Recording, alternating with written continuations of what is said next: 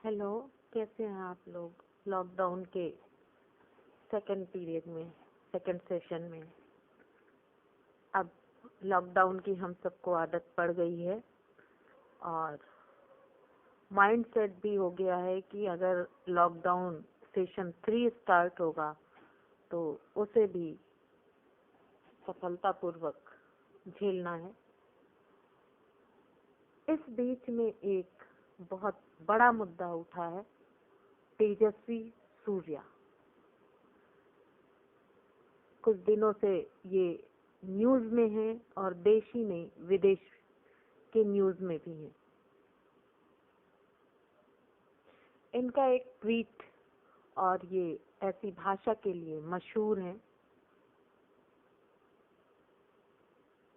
और मैं ये कहना चाहती हूँ कि ये वर्तमान सत्ताधारी पार्टी बीजेपी के बेंगलोर से 28 वर्षीय सांसद हैं। ठीक है, जवानी की उम्र है, खून में गर्मी और उबाल दोनों है,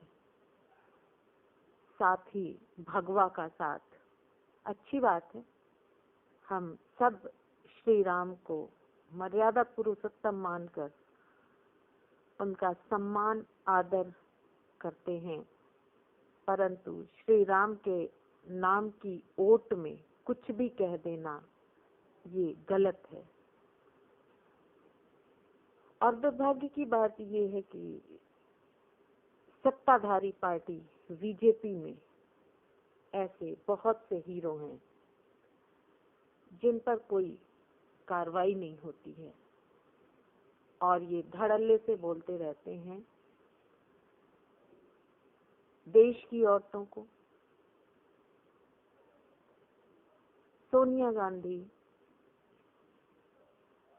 जो पूर्व प्रधानमंत्री की पत्नी भी हैं और सबसे बड़ी,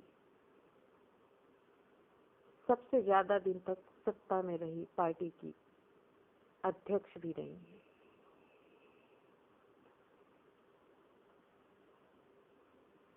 साथ ही देश की बहू हैं। तो जब मैं उनके लिए अनाप शनाप शब्दों का इस्तेमाल देखती हूँ तो मुझे बहुत दुख होता है कि सारे पद के बाद वह एक महिला और आपके देश की बहू है। अगर आप उन्हें ऐसा बोल सकते हैं, बार गर्ल या कुछ भी, या उनके चरित्र पे आप उंगली उठा सकते हैं, तो आपके लिए एक साधारण महिला का आदर और सम्मान कोई मायने नहीं रखता।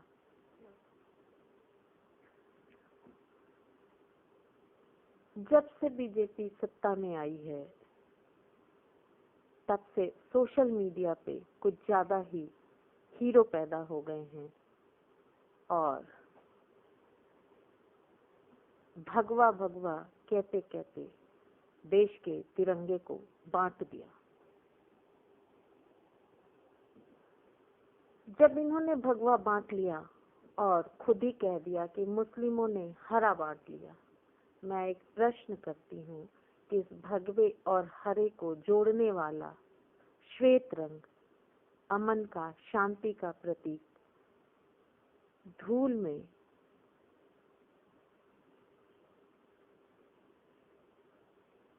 मिट गया और आज भारत में एक नफरत का माहौल है।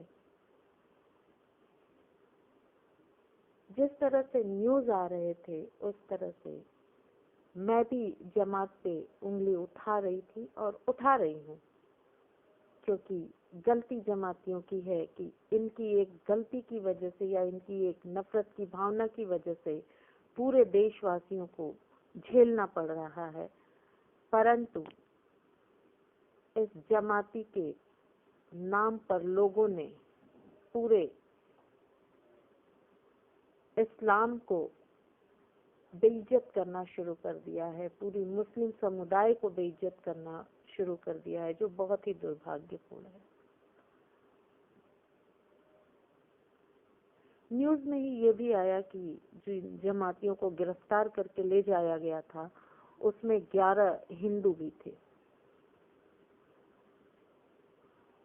और ये सिर्फ न्यूज में रह गया, ये सोशल मीडिया पे नहीं आया।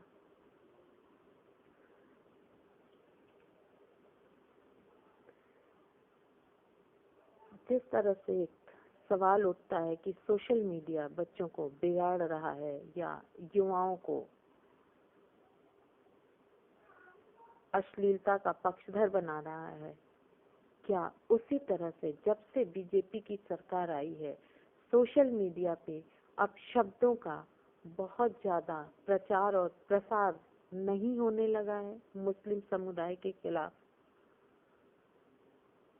मैं पहले से ही कहती हूँ कि गलत हमारे हिंदू में भी है, ईसाई में भी है, सिख में भी है, मुस्लिम में भी है, फिर टारगेट सिर्फ मुस्लिम को ही क्यों?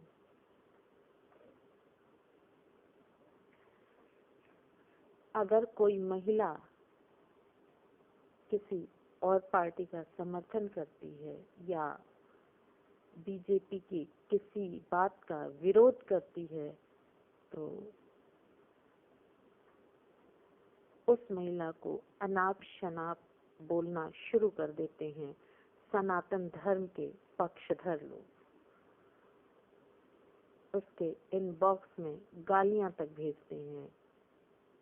और ये कोई मैं सुनी सुनाई बातें नहीं कह रही हूँ, इसका मेरे पास साक्षात उदाहरण है।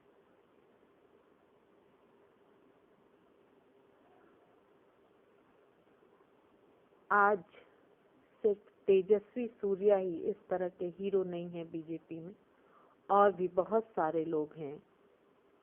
तो क्या पार्टी आला कमान का कर्तव्य नहीं बनता है कि इनके खिलाफ कोई कार्रवाई की जाए? खाड़ी देशों में जो हमारे देश के युवा या नागरिक हैं, क्या आपने कभी उनके बारे में सोचा है? वो वहाँ सुरक्षित हैं, सुरक्षित महसूस करते हैं, बड़े बड़े पदों पे हैं, लेकिन जब आपके देश में इस तरह की बातें उठेंगी तो जिस तरह से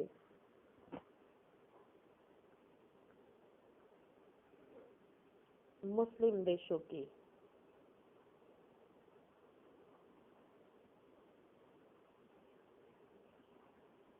आला कमान लोगों ने बयान देना शुरू कर दिया है,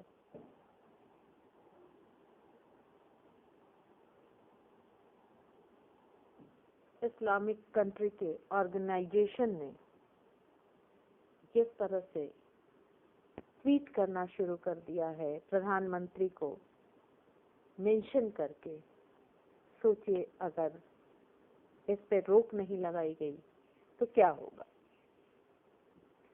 उन्होंने साफ साफ कहा है कि भारत सरकार इस इस्लामिक फोबिया पर रोक लगाए, क्योंकि हमेशा से हमारे अच्छे रिश्ते रहे हैं, लेकिन इस तरह की कार्रवाइयों, इस तरह की हरकतों के बाद सोचना पड़ेगा।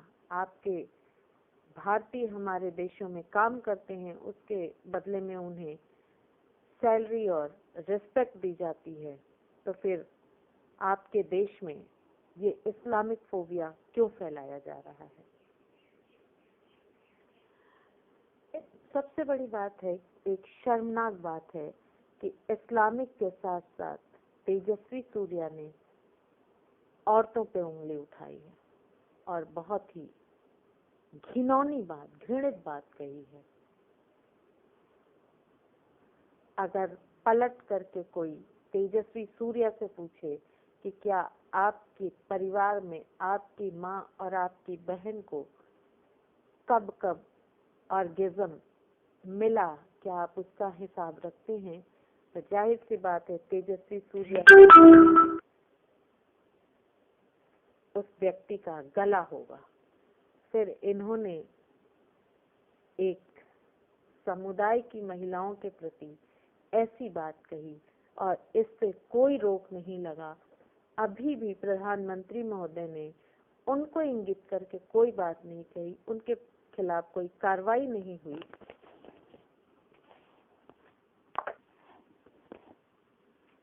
मैं एक भारत के नागरिक होने के नाते, एक महिला होने के नाते भारत सरकार से पूछने का हक रखती हूँ कि उनके किसी भी सांसद को या स्वयं उन्हें क्या इस तरह के अपमानजनक ट्वीट करने का अधिकार है? क्या ये संविधान में है कि कोई सांसद कुछ भी कह सकता है? और जिस देश का सांसद ऐसा कहे और उसके ऊपर कोई कार्रवाई ना हो और प्रधानमंत्री, गृह मंत्री या कोई और बड़े पोस्टों पे बैठे लोग कुछ भी ना बोले, क्या उस देश में महिला सुरक्षित है? क्या उस देश में महिला सम्मानित है? बात सोचने वाली है और लोगों को इसके खिलाफ आवाज उठाने की जरूरत है।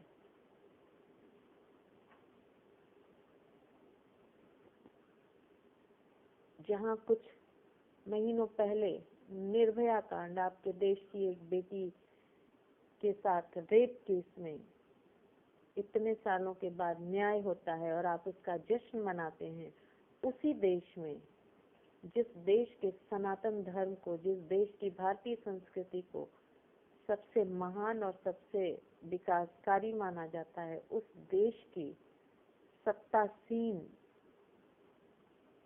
पार्टी के एक सांसद के द्वारा इस तरह का घृणित, घिनौना, अपमानजनक ट्वीट करना और उसको मेंशन करके कोई भी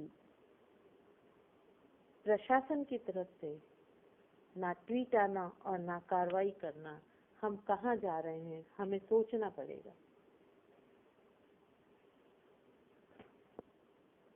कोरोना एक महामारी है और उसके लिए उसे खत्म करने के लिए सारे देशवासियों का फर्ज बनता है कि सरकार के द्वारा गाइडलाइन का पालन करें, और अगर इसमें चूक करता है कोई भी, वो चाहे इस्लामिक हो, हिंदू हो, ईसाई हो, सिख हो, सिर्फ जुर्म करने वाला समझ के उसके खिलाफ कार्रवाई करनी चाहिए, ना कि इस्लामिक को अलग से करना चाहिए।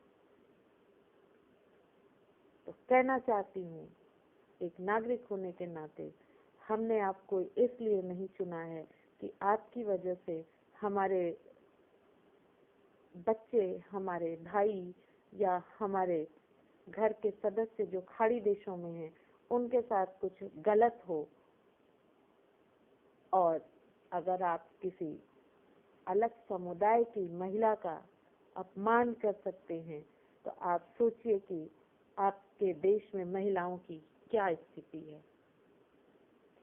अगर आपका कोई सांसद देश की सबसे ज्यादा दिनों तक सत्ता में रही सबसे बड़ी पार्टी की अध्यक्ष, महिला अध्यक्ष का अपमानजनक शब्दों का प्रयोग कर सकता है, बार गर्ल कह सकता है, उसकी कैरेक्टर पे उंगली उठा सकता है, तो आपको सोचना पड़ेगा कि आप विकास के किस चरण में हैं और क्या सुधारने की जरूरत है आपकी अपनी पार्टी में, जिसे हिंदू धर्म से प्रेरित कहा जाता है। क्या हिंदू धर्म यही सिखाता है? क्या यही छवि हिंदू धर्म की आप बनाना चाहते हैं? तानाशाही वाला, अपमानजनक शब्दों का प्रयोग करने वाला। फिर आपको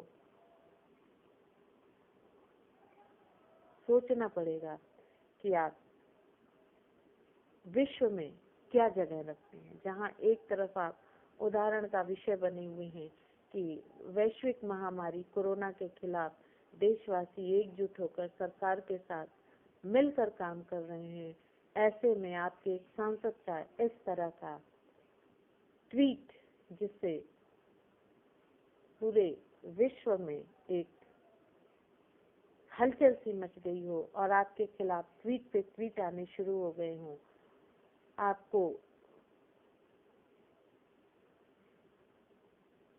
परोक्ष रूप से चेतावनियां मिलना शुरू हो गई हों, तो वैश्विक महामारी के साथ साथ इस इंसानी महामारी का भी इलाज ढूंढना होगा। नहीं तो जब आप कोरोना से बाहर निकलेंगे तो शायद बहुत सारी मूलभूत सुविधाएं हमारे देश को मिलना बंद हो जाएंगी। बस इतना ही सोचिएगा जरूर।